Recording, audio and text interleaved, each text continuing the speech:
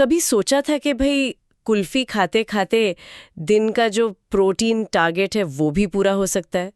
थोड़ा सुनने में अजीब लगता है ना? हाँ, अजीब तो है, लेकिन आजकल देखिए जो अपनी भारतीय एफएमसीजी कंपनियां हैं वो कुछ ऐसा ही करने की कोशिश में लगी हैं। जैसे? जैसे आपने देखा होगा अमूल की हाई प्रोटीन कुल्फी आ गई, दही है, लस्सी, यहाँ तक कि पनीर भी। और सिर्फ अमूल ही नहीं, ब्रिटानिया जैसी कंपनियां भी हाई प्रोटीन ब्रेड और बिस्किट ला रही हैं। तो मतलब ये एक पूरा प्रोटीन रश सा चल रहा है बाजार में। तो आज हम इसी के पीछे की वजहों को थोड़ा समझने की कोशिश करते हैं। मतलब ये कंपनियां हमारी रोज की चीजों में अचानक इतना प्रोटीन क्यों डाल रही हैं? बिल्कुल। और इसका जो पहला बड़ा कारण है वो जुड़ा है भारत में प्रोटीन की कमी से। ये काफी सीरियस प्रॉब्लम है। हाँ, मैंने भी पढ़ा इसके बारे में। आईसीएमआर, अपनी Indian council of medical research, वो कहती है कि एक अडल्ट को रोज करीब 60 ग्राम्स प्रोटीन चाहिए। Exactly 60 grams.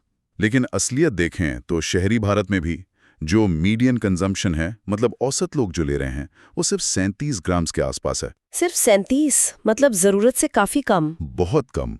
और इसके नतीजे भी दिखते हैं। मैल न्यूट्रिशन यानी कुपोषण, बच्चों में स्टंटिंग, मतलब उनका कद ठीक से नहीं बढ़ पाता। और बड़ों में भी तो वजन कम रह जाता है ना, अंडरवेट एडल्ट्स जिसे कहते हैं। हाँ बिल्कुल। और एक छुपी हुई प्रॉब्लम भी है जिसे प्रोटीन एनर्जी मैल न्यूट्रिशन कहते हैं।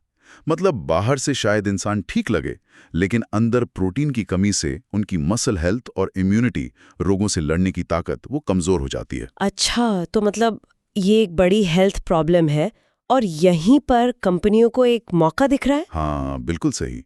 एक तो लोगों में अवेयरनेस बढ़ रही है। लोग अब प्रोटीन डेफिशिएंसी के बारे में जान रहे हैं और वो इसका हल ढूंढ रहे हैं। और शायद आसान हल ढूंढ रहे हैं, मतलब बिना ज्यादा लाइफस्टाइल चेंजेस किए। सही पकड़ा। लोग चाहते हैं कि ज्यादा फेरबदल न करना पड़े और प्रोटीन इंटेक बढ़ जाए। तो जब उनकी जानी पहचानी चीजें जैसे दही, पनीर या यहाँ तक कि कुल्फी हाई प्रोटीन के टैग के साथ मिलती हैं, तो उन्हें अपनाना आसान लगता है। Convenience factor.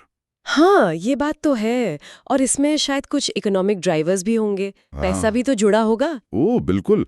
एक तो लोगों की पर कैपिटा इनकम बढ़ रही है और एक अनुमान है कि 2024 में भारतीय अपने ग्रोसरी बिल्स का करीब 11 से 14% प्रोटीन रिच आइटम्स पर खर्च कर रहे हैं। अच्छा, ये तो इंटरेस्टिंग है। हाँ, और अगर आप अमेरिका से तुलना करें तो वो लोग करीब 18% खर्च करते हैं, 2023 का डेटा। तो भारत में अभी भी स्कोप है। पहले क्या था, कॉस्ट एक बड़ी बाधा थी। हाँ, प्रोटीन वाली चीजें महंगी होती हैं थोड़ी। बिल्कुल। तो कंपनियां ज्यादातर कार्ब या स्टार्च हेवी उत्पाद बनाती थी जो सस्ते पड़ते थे। लेकिन अब लोग वो हेल्दी प्रोडक्ट्स के लिए थोड़ा ज्यादा खर्च करने को तैयार दिख रहे हैं। हाँ, वो कंज्यूमर बिहेवियर बदल रहा है। एक सर्वे का जिक्र था कि 70% से ज्यादा लोग अब प्रोडक्ट लेबल्स पढ़ते हैं। हाँ, और उसी सर्वे में ये भी था कि करीब 93% लोग सेहतमंद विकल्प, मतलब हेल्दियर ऑल्टरनेटिव्स के लिए ज्यादा कीमत देने या ब्रांड बदलने को भी तैयार हैं। तो क्या ये सब सिर्फ प्रॉफिट मोटिव है? मतलब कि 20 रुपए की चीज को हाई प्रोटीन बोलकर 30-40 में बेच दो? देखिए, प्रॉफिट मोटिव तो है ही। कोई भी बिजनेस बिना मुनाफे के नहीं चलता। कंपनियां ज्यादा रेवेन्यू कमा सकती हैं एक प्रीमियम हेल्थी वेरिएंट बेचकर। लेकिन इसमें नए स्टार्टअप्स का भी बड़ा रोल है। अच्छा, कैसे? उन्होंने मार्केटिंग के जरिए लोगों को एजुकेट किया है। Protein bars, muesli, ready to mix shakes जैसी पूरी नई कैटेगरी बना दी और प्रोटीन को सिर्फ एक न्यूट्रिएंट की तरह नहीं, बल्कि एक लाइफस्टाइल की तरह पेश किया है। तो ये सब तो ठीक है, कंपनियां बेच रही हैं, लोग खरीद रहे हैं, लेकिन क्या ये हाई प्रोटीन वाले उत्पाद वाकई हमारी सेहत सुधार रहे हैं? मतलब असलियत क्या है? देखिए, कुछ फायदा तो है।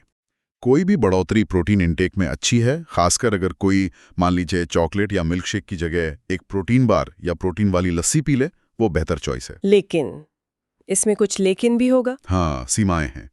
एक तो ये कि ये उत्पाद अक्सर हमारी रोज की जरूरत का बहुत छोटा हिस्सा ही पूरा करते हैं। जैसे वो अमूल प्रोटीन कुल्फी, उसमें 10 ग्राम प्रोटीन है। दिन की जरूरत 60 ग्राम है, तो ये हुआ करीब 15-20%। बस इतना? और वो ब्रेड का क्या, ब्रिटानिया प्रोटीन ब्रेड? उसमें तो और भी कम अंतर है। सामान्य ब्रेड से प्रति स्लाइस शायद 1 ग्राम ज्यादा प्रोटीन होता है। तो सिर्फ इन पर निर्भर नहीं रह सकते। और वो एक खतरा भी तो होता है जिसे हेल्थ हेलो इफेक्ट कहते हैं। मतलब हाई प्रोटीन का लेबल देखा और मान लिया कि सब कुछ बढ़िया है। बिल्कुल सही। हो सकता है उस हाई प्रोटीन स्नैक में शुगर, कार्ब्स या फैट भी बहुत ज्यादा हो। तो सिर्फ लेबल देखकर नहीं, पूरा न्यूट्रिशनल प्रोफाइल देखना चाहिए। ये बात तो ध्यान रखने वाली है। और एक और प्रैक्टिकल दिक्कत है फ्लेवर फटीक। मतलब रोज रोज एक ही स्वाद की चीजें खाकर बोरियत हो जाती है। स्वाद में वैरायटी ना हो तो लोग लंबे समय तक टिकते नहीं हैं। तो मतलब कुल मिलाकर सीन ये है कि भारतीयों में प्रोटीन की कमी है, ये सच है। कंपनियां इस मौके को देख रही हैं, ये भी सच है। लेकिन जो उत्पाद अभी आ रहे हैं वो शायद पूरा समाधान नहीं है। हाँ, आप कह सकते हैं। आगे वही कंपनियां टिकेंगी जो 3 चीजें कर पाएं। 1, जो सच में लोगों को उनका रोज का प्रोटीन थ्रेशोल्ड पूरा करने में मदद करे। 2, स्वाद ऐसा दें कि फ्लेवर फटीग ना हो। और तीसरा, ये सब एक रीजनेबल प्राइस पर करें, मतलब कीमत भी सही हो।